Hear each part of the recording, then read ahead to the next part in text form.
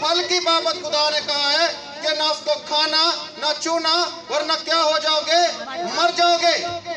सांप ने औरत से कहा तुम हरगिज नहीं मरोगे, बल्कि खुदा जानता है कि जिस रोज तुम उसको खाओगे तुम खुदा ताला की मानिद नेक और बद के जानने वाले क्या हो जाओगे, बन जाओगे। तो इस जब फैसला लिया गया, खुदा ने पहली जो पेशन गोई थी की और ये मौत जो है उस वक्त खुदा यीशु मसीह की सलीबी मौत जो थी वो लिख दी गई। खुदा यीशु मसीह की सलीबी मौत जो है वो यशायाह 53 बाब के मुताबिक हुई। यशायाह 53 बाब उसकी 3-10 में जरा देखे क्या लिखा है। वो आदमियों में हकीरों मरदूद, मर्दे गमनाक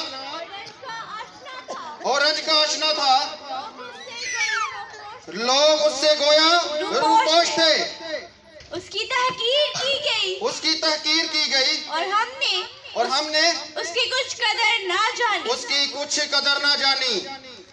और तो भी उसने हमारी मुशक्कतें उठा ली, तो भी उसने हमारी मुशक्कतें क्या ली, उठा ली। वो गुनाहों का बोझ जो आदम और हवा से जो है वो सरजद हुआ, वो गुनाह का तुकम जो नस्ल इंसानी में आगे ट्रांसफर हुआ, उसने वो सारा जो बोझ था वो सारी मुशक्कतें अपने ऊपर उठा ली। आगे और हमारे गमों को बर्दाश्त किया। और हमारे ऊपर जो गम आ जाने वाला था, हमारे ऊपर जो गम था, मौत का गम, दूसरी मौत का जो गम, आग और गंधक की झील का जो गम था हमारे ऊपर, उसने क्या किया, उसको बर्दाश्त किया। और पर हमने उसे खुदा का मारा कूटा, हमने उसको खुदा का मारा कूटा और सताया हुआ समझा। आमीन। और यीशु की जो मौत है वो मत्ती पहले बाब के 21 आयत के मुताबिक हुई। उसके बेटा होगा तू उसका नाम क्या रखना, यीशु रखना। वही अपने लोगों को उनके गुनाहों से क्या देगा, निजात देगा। यीशु की मौत यूहन्ना की अंजील पहले बाब की 29 आयत के मुताबिक हुई। देखो ये खुदा का बरा है जो जहान के गुनाह उठा ले जाता है। कहा बाप अब्राहम से, अब्राहम तू मेरे लिए जो है अपने बेटे को कुर्बान कर, इसहाक को कुर्बान कर। बाप अब्राहम कहता है कि ठीक है बाप, मेरे खुदावंद, मैं अपने बेटे को लेकर जाता हूँ मूरिया के उस पहाड़ पर, अपने बेटे इसहाक को लेकर जाता है। इसहाक और उसका बाप दोनों चल दिए हैं, साथ में 2 नौकर हैं, 2 जवान हैं, और लकड़ियां भी ले ली गई हैं, छुरी भी ले ली गई है, आग भी ले ली गई है। और मूरिया के पहाड़ पर खुदावंद कहता है कि मैं तुझे वो जगह बताऊंगा जहां पर तू इसको कुर्बान करेगा। बेटा कहता है कि अब आप लकड़ियां भी हैं, आग भी है, छुरी भी है, लेकिन बर्रा कहां है? तो मेरे अजीजों, जैसे ही इसहाक की गर्दन पर छुरी रखी जाती है तो पीछे मुड़कर देखा जाता है तो एक बर्रा जिसके सींग जो है वो जाली में अटके हुए हैं, ये उस बात की अलामत है कि वो बर्रा जो है वो कुर्बान किया जाएगा। उसका जो सर है उसके ऊपर कांटों का ताज पहनाया जाएगा, उस कुर्बानी को मनसूख कर दिया जाता है। और खुदा कहता है कि मैं यहोवा यरी हूँ, बर्रा मैं मुहैया करूंगा। देखो ये वो खुदा का बर्रा है जो जहान के गुनाह उठा ले जाता है। खुदा यीशु मसीह की मौत कोई हादसा ना थी, क्योंकि सब ने गुनाह किया और उसके जनाब से क्या हो गए, महरूम हो गए। और गुनाह की मजदूरी मेरे अजीजों मौत है। मेरे अजीजों, उस गुनाह की मजदूरी को दूर करने के लिए खुदा ने अंबिया भेजे, रसूल भेजे, नबी आ गए, पैगंबर आ गए, रसूल आ गए, और सब ने आकर कहा तौबा करो, तौबा करो। यशाया आया, उसने बनी इस्राएल की नाफरमानी बताई, लोगों को बताया कि तौबा करो। हिजकियेल आया, उसने कहा तौबा करो। यूना आया, उसने कहा तौबा करो। सारे नबी आए, नेहमिया आया, होसिया आया, सारे एक ही बात कहते रहे कि तौबा करो, तौबा करो। लेकिन मेरे अजीजों गुनाह फिर भी उधर कायम है।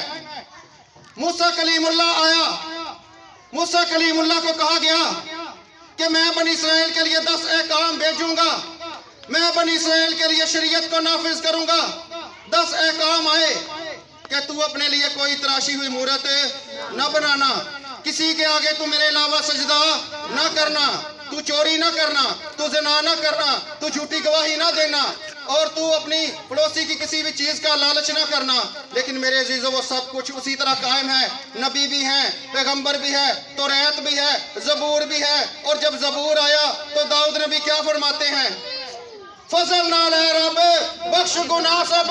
मेरे जितने भी आए वो सब जो थे वो गुनाहगार थे, क्योंकि सब ने गुनाह किया और खुदा के जलाल से क्या हो गए, महरूम हो गए। लेकिन मेरे अजीजों, जब मेरे खुदावंद, मेरे बादशाह, मेरे मालिक इस दुनिया में तशरीफ लाते हैं तो आप फरमाते हैं कि बोल के थके मांदे लोगों सब क्या करो, मेरे पास आओ, मैं तुम्हें आराम दूंगा। ए गुनाहों के दबे हुए लोगों मेरे पास आओ, ए ज़नाकारियों में दबे हुए लोगों मेरे पास आओ, ए खून के दबे हुए लोगों, खून करने वालों सब मेरे पास आओ, ए चोरियां करने वालों मेरे पास आओ, ए झूठी गवाहियां देने वालों मेरे पास आओ, क्योंकि मैं ही वो बड़ा हूँ जो दुनिया के गुनाह अपने ऊपर उठाने के लिए आया हूँ। तो मेरे अजीजों, जब आपने ये फरमाया कि मैं दुनिया के गुनाहों को अपने ऊपर उठाने के लिए आया हूं, तो आपने फरमाया, इस बात को साबित किया। मफलूज को लाया जा रहा है, 4 बंदे उसको उठाकर लेकर आ रहे हैं खुदावंद के पास, और जब वो आगे भीड़ देखते हैं तो उसको खपरेल पर से नीचे लटकाते हैं। तो खुदावंद उसका ईमान देखकर क्या फरमाते हैं कि बेटा तेरे गुनाह क्या हुए, माफ हुए। उस बेटे के गुनाह जो खुदावंद ने कहा माफ हुए, क्योंकि वो सारे गुनाह खुदावंद ने अपने ऊपर ले लिए।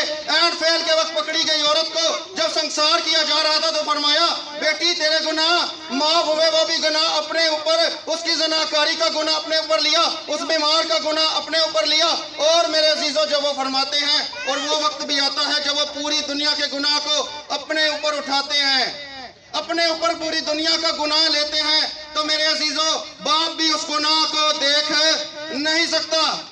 बाप देखता है कि बेटे के ऊपर कुल दुनिया का गुनाह है, क्योंकि बाप जो है वो पाक है, बाप जो है वो कदूस है। बाप को फरिश्ते बगैर आराम लिए हर वक्त क्या पुकारते रहते हैं, कदूस कदूस कदूस, तू जो था, तू जो है और तू जो आने वाला है, हशमत, कुदरत और जलाल के लायक तू ही है। 24 बुजुर्ग उसके आगे सजदा करते हैं, और जब वो देखता है कि बेटे के कंधों के ऊपर कुल दुनिया के गुनाहों का कुफारा आ गया है, तो चौथे कलमे में बेटा फरमाता है, एली एली लमा शबक्तनी, ऐ मेरे खुदा, ऐ मेरे खुदा, तूने मुझे क्यों छोड़ दिया। बाप ने जब बेटे को देखा कि वो गुनाहों के कुल दुनिया का गुनाह बेटे के ऊपर है, तो उसने भी अपना मुंह फेर लिया। आज एतराज करने वाले